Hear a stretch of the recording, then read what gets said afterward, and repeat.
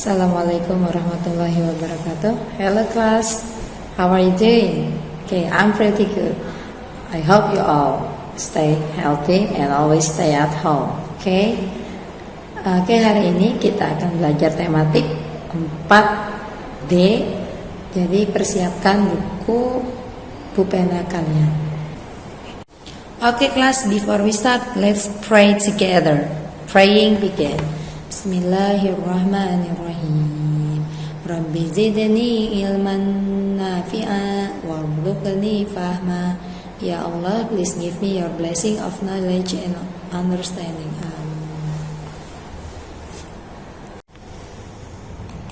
Oke, tema kali ini adalah tentang jenis-jenis pekerjaan, tapi kita akan membahas muatan IPA. Persiapkan buku pulpenanya ya. Pentingnya keseimbangan alam dan kelestarian sumber daya alam. Nah, menjaga keseimbangan alam perlu dilakukan agar tidak merugikan manusia maupun makhluk hidup lainnya. Contohnya, menjaga kelestarian pohon bakau di daerah pesisir pantai. Nah, pohon bakau ini dapat menahan air laut. Apabila dirusak dan ditebang secara berlebihan, maka akan terjadi pengikisan pantai atau abrasi. Nah, ini contohnya. Perhatikan tanda merah pada gambar tersebut. Ini adalah sebelum abrasi. Garis pantainya masih agak jauh sehingga di sana masih bisa didirikan tenda-tenda untuk ngobrol-ngobrol, nongkrong-nongkrong ya. Tapi yang sebelah kanannya adalah sesudah abrasi. Garis pantainya sudah jauh berkurang. Nah, ini lokasinya ada di Monumen Merpati Perdamaian di Kota Padang, Sumatera Barat. Oke, selanjutnya buka pulpena 4B halaman 3. Nah, ini adalah contoh usaha yang dapat dilakukan untuk melestarikan sumber daya alam.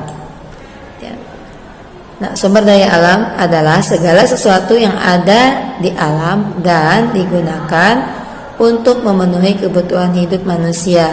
Beberapa cara untuk melestarikan sumber daya alam diantaranya: yang pertama, penanaman kembali hutan-hutan yang gundul atau biasa disebut juga dengan reboisasi. Yang kedua, membuat tambak di aliran sungai untuk budidaya berbagai jenis hewan seperti ikan dan udang.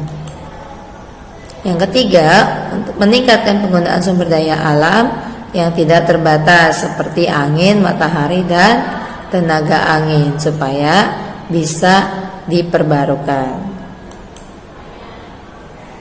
Oke, selanjutnya buka pulpena 4B halaman 11. Nah, di sini ada beberapa pencemaran yang terjadi di sumber daya alam kita. Sumber daya alam harus dijaga keseimbangan dan kelestariannya. Berikut merupakan contoh aktivitas yang mengakibatkan pencemaran sungai serta kegiatan yang dapat dilakukan untuk melestarikan dan menjaga keseimbangan berbagai sumber daya alam. Contohnya di sungai. Penyebab pencemaran itu biasanya limbah cair industri dan sampah yang dibuang ke sungai, mengakibatkan sungai menghitam dan juga mengeluarkan aroma tidak sedap. Nah, seperti ini ya teman-teman. Banyak sampah, airnya pun berwarna hitam. Nah, limbah deterjen bekas mencuci pakaian dan pestisida juga bisa terbawa aliran air dari sawah. Kedua limbah ini dapat mengakibatkan eutrofikasi dan juga racun yang digunakan untuk menangkap ikan. Nah, itu beberapa penyebab pencemaran di sungai. Upaya pelestariannya adalah tidak membuang sampah makanan, sampah plastik atau limbah deterjen dan limbah pabrik ke sungai.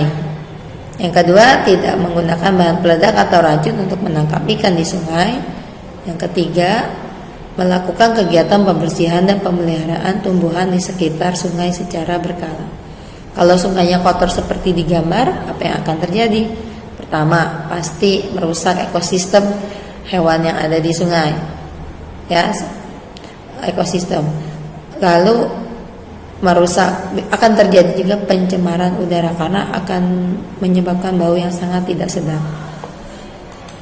Selanjutnya, pencemaran laut. Nah, Penyebab pencemarannya yang pertama, limbah dari muara atau sungai. Kalau sungainya sudah tercemar seperti gambar di atas, otomatis akan terbawa sampai ke laut dan laut pun akan tercemar juga. Kemudian racun dan bahan peledak yang digunakan untuk menangkap ikan. Kemudian juga tumpahan minyak dari kilang minyak. Ini contoh pencemaran laut yang diakibatkan oleh minyak. Nah, upaya pelestariannya apa? Yang pertama, tidak mengambil dan merusak terumbu karang serta melakukan pemeliharaan hewan laut yang dilindungi. Kemudian tidak menggunakan bahan peledak, racun, dan pukat harimau saat menangkap hewan laut. Selanjutnya buka buku penanya halaman 26. Dampak pemanfaatan teknologi bagi keseimbangan alam. Nah, salah satu pekerjaan yang memanfaatkan teknologi adalah nelayan. Untuk meningkatkan hasil tangkapannya, ada nelayan yang menggunakan bom ikan dan juga pukat harimau. Saat ini kedua peralatan tersebut dilarang penggunaannya karena menimbulkan dampak negatif terhadap lingkungan. Misalnya dapat merusak terumbu karang. Nah, ini adalah contoh dari pemakaian pukat harimau. Pukat harimau itu jaring yang sangat besar dan juga dalam. Nah, ini ya, pukat harimau itu dari dalam untuk mencari ikannya, mengambil ikan. Nah, ini hasil dari penangkapan menggunakan pukat harimau. Kenapa dilarang? Karena menangkap ikan menggunakan pukat harimau dapat menyebabkan ikan-ikan kecil akan ikut terjaring sehingga daur hidupnya terganggu. Kemudian ini ada beberapa hal yang harus diperhatikan oleh para nelayan agar keseimbangan alam tetap terjaga supaya hewan laut tidak akan punah. Yang pertama, tidak menangkap ikan secara besar-besaran. Yang kedua, tidak menggunakan bahan peledak atau racun. Kenapa dilarang? Karena kalau menggunakan bahan peledak atau racun untuk menangkap ikan, yang pertama selain bisa membunuh ikan-ikan di sana atau hewan laut di sana, juga bisa mengakibatkan kerusakan terumbu karang.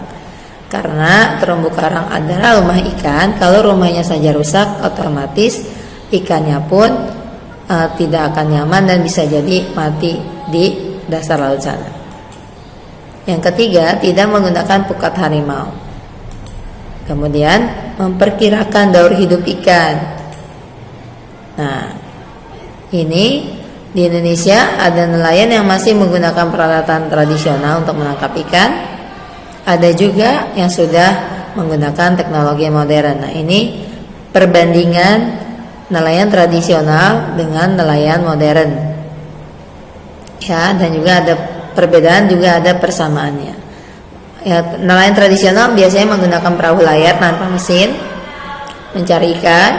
Persamaannya menjual ikan untuk kebutuhan sehari-hari, juga mengandalkan perkiraan cuaca dan gelombang laut karena masih memanfaatkan tenaga angin untuk menggerakkan perahu.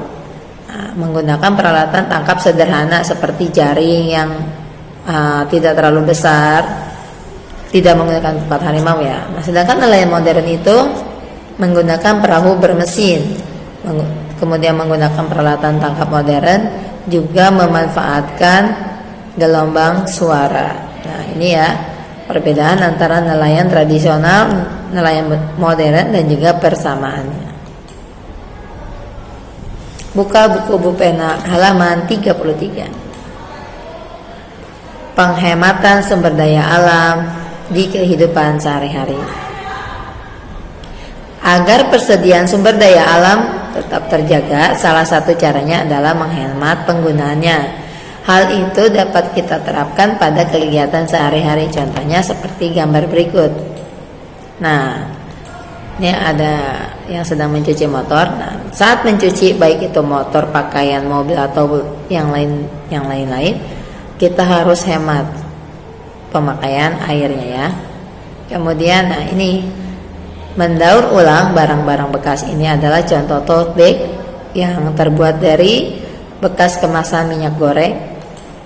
Kemudian hemat dalam menggunakan kertas. Jadi ini beberapa hal yang bisa kita lakukan di rumah untuk penghematan sumber daya alam. Kemudian buka buku pena kalian halaman 56. Pengelolaan sampah dan barang-barang bekas. Nah, benda-benda di sekitar kita yang sudah tidak berfungsi atau tidak terpakai tentu akan menjadi barang bekas dan menyisakan sampah. Karena sampah di dunia ini sudah sangat banyak, alangkah lebih baiknya kalau sampah-sampah tersebut diolah dengan cara 4R. 4R adalah reuse, reduce, recycle, and replace. Nah, peran 4R ini bertujuan untuk mengurangi barang-barang bekas dan sampah dari aktivitas manusia. Kemudian perhatikan arti dan contoh dari pengelolaan 4R, barang-barang bekas dan sampah. Ini reuse artinya menggunakan kembali sampah yang masih dapat digunakan untuk fungsi yang sama atau fungsi yang berbeda. Contohnya menggunakan kaleng bekas cat untuk dijadikan pot tanaman. Kemudian reduce itu artinya mengurangi potensi benda yang telah digunakan menjadi sampah. Sampah yang dibuang ke lingkungan harus sedikit mungkin. Contohnya kita membawa air minum dalam botol minum sendiri daripada membeli air minum dalam kemasan. Kemudian recycle artinya kita mengolah kembali sampah menjadi barang atau produk baru.